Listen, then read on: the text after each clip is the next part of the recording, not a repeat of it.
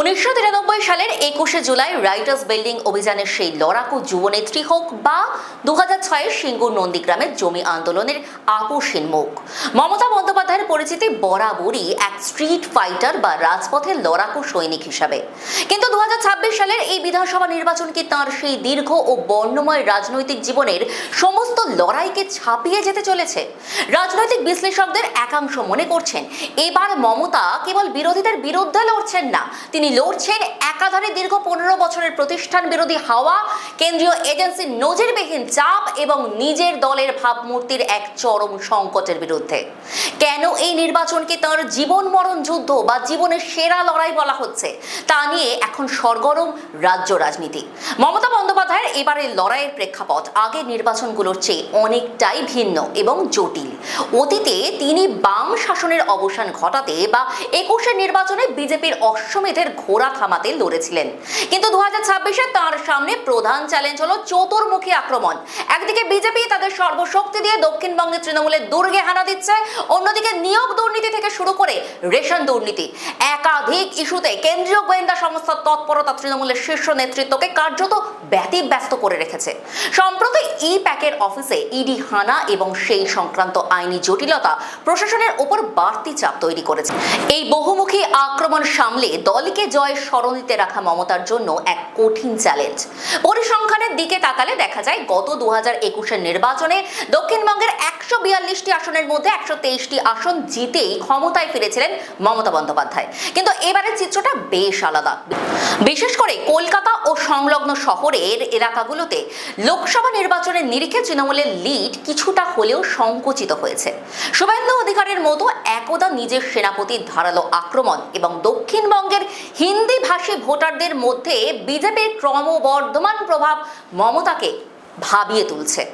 যদিও তৃণমূলে তুরুপের তাস লক্ষ্মীর ভান্ডার বা স্বাস্থ্যসাথীর মতো জনকল্যাণমূলক প্রকল্পগুলো তৃণমূলের গ্রাম বাংলার ভোট ব্যাংককে সংহত রাখতে সাহায্য করছে, তবুও প্রতিষ্ঠান বিরোধী হাওয়া রুখতে তা কতটা যথেষ্ট হবে তা নিয়ে প্রশ্ন থেকেই যাচ্ছে। বাংলার রাজনীতিতে মমতা বন্দ্যোপাধ্যায়ের সবচেয়ে বড় শক্তি ছিল সংখ্যালঘু ভোট ব্যাংক এবং মহিলা ভোটারদের নিরঙ্কুশ সমর্থন, কিন্তু এবার জাতীয় স্তরে ইন্ডিয়া জোটের সমীকরণ ও রাজ্যে বাম কংগ্রেসের জোটবদ্ধ লড়াই সেই ভোট ব্যাংকে কিছুটা ফাটল ধরাতে পারে বলে আশঙ্কা করা হচ্ছে। মুর্শিদাবাদ, মালদা বা উত্তর দিনাজপুরের মতো জেলাগুলোতে মুসলিম ভোটারদের একাংশ যদি তৃণমূল থেকে মুখ ফেরায় তবে তা শাসক দলের জন্য বিপর্যয় ডেকে আনতে পারে। মমতা নিজেও গত কয়েক মাসের জনসভাগুলো থেকে বারবার ভোটারদের সতর্ক করেছেন যাতে বিজেপিকে সুবিধা করে দিতে ভোট ভাগ না হয়।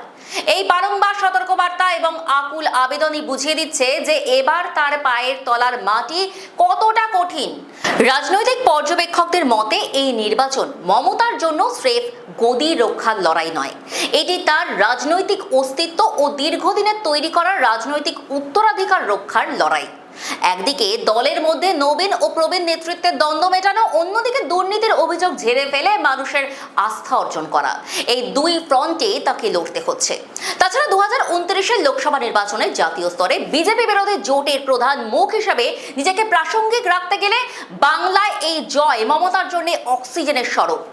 তাই এই লড়াই তার কাছে কেবল একটি রাজ্যের নির্বাচন নয়, বরং তার 4 দশকের রাজনৈতিক ক্যারিয়ারের শ্রেষ্ঠ প্রমাণপত্র। বুথ ফেরত সমীক্ষা ও রাজনৈতিক মহলের গুঞ্জন ইতিমধ্যেই এক হাড্ডাহাড্ডি লড়াইয়ের ইঙ্গিত দিচ্ছে। কেউ বলছে যে বিজেপির জন্য বাংলার ইতিহাস গড়ার সময়, কেউ আবার বলছে মমতার অপ্রতিরোধ্য কামব্যাকের গল্প। মমতা নিজে অবশ্য এখনো প্রচন্ড আত্মবিশ্বাসী এবং লড়াকু মেজাজেই আছেন। গত কয়েকদিনে নিজের কেন্দ্রে প্রচার চালানোর সময় তিনি বারবার অভিযোগ করেছেন যে কেন্দ্রীয় এজেন্সি ব্যবহার করে তাকে কোণঠাসা করার চেষ্টা করা হচ্ছে। বাংলার মানুষকে আরো তাদের ঘরের মেয়ের ওপর আস্থা রাখবেন, নাকি রাজপথের এই পুরনো যোদ্ধাকে এবার থমকে যেতে হবে? উত্তর মিলবে ভোট গণনার শেষে। তবে এ কথা নিশ্চিত যে সিঙ্গুর নন্দীগ্রামের পর মমতা বন্দ্যোপাধ্যায় তার রাজনৈতিক জীবনের সবচেয়ে উত্তাল সমুদ্রে পাড়ি দিচ্ছেন, যেখানে জয়ের ব্যবধান সামান্য হলেও তা হবে তার জীবনের সবচেয়ে বড় প্রাপ্তি।